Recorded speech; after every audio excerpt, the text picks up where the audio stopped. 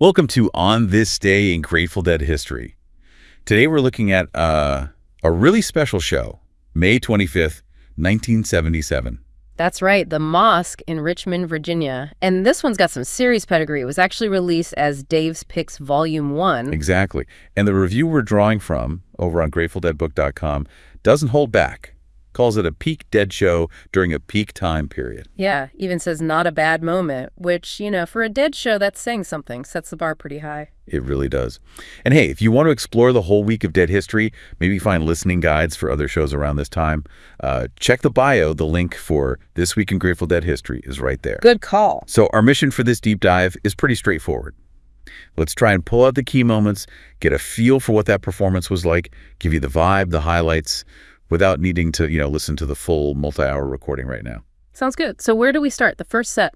Yeah, the review mentions a strong Western flavor. What exactly does that mean in the context of 1977 Dead? Well, they always had those country and folk threads running through their music. Here, it sounds like maybe it was just a bit more prominent.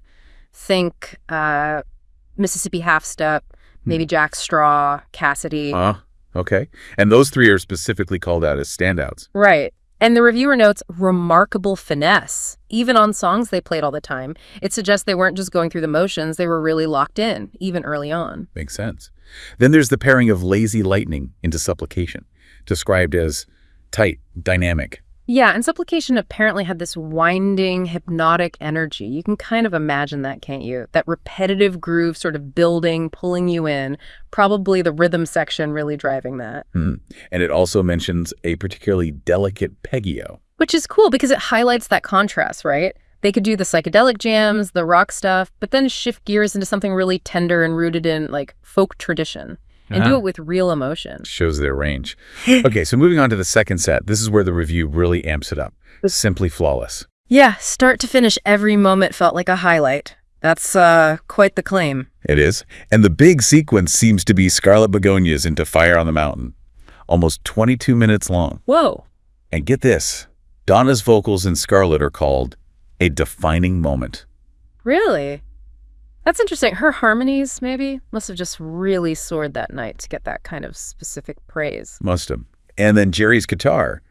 The review points out how it builds in Scarlet. His signature wah-wah kicks in around 9.4. Okay, yeah, you can almost hear that transition point building. Before they slide into Fire on the Mountain around 10.45. Seamlessly, apparently. And the Fire jam itself, it wasn't super high energy. Described as laid back but exploratory. Meandering, but in a good way, like they were just comfortable letting it breathe. Nice. That suggests a lot of confidence, just exploring the space. Then there was He's Gone, only the second time they'd played it that year. Right. And it had confident blues-infused phrasing.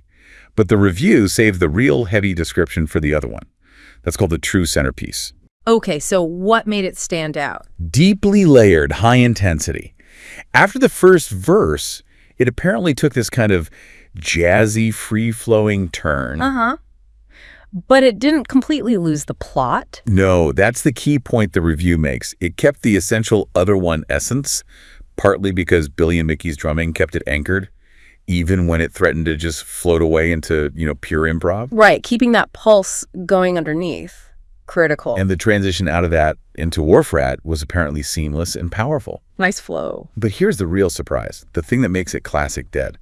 They didn't just end the sequence there. Oh, what happened? Unexpectedly, they brought back the other one, just dropped back into it as a stunning callback. Wow, okay, that is cool. Like closing the loop, but spontaneously. Exactly. That's the kind of thing you live for at a Dead show, right? Yeah. That shared musical telepathy. Absolutely. It showcases just how connected they were on stage that night. So yeah, overall, it paints a picture of a band just firing on all cylinders. Tight playing, but also that amazing improvisational chemistry. You can see why it's called a peak Dead show. Definitely gives you a real taste of the magic from that night in Richmond. And hopefully it gives you listening a good sense of why this show is so highly regarded. And it makes you think, doesn't it? With thousands of shows out there, what other incredible, maybe unexpected musical journeys are just waiting to be rediscovered in the Dead's history? A great thought to end on. Maybe this glimpse inspires you to go digging for more.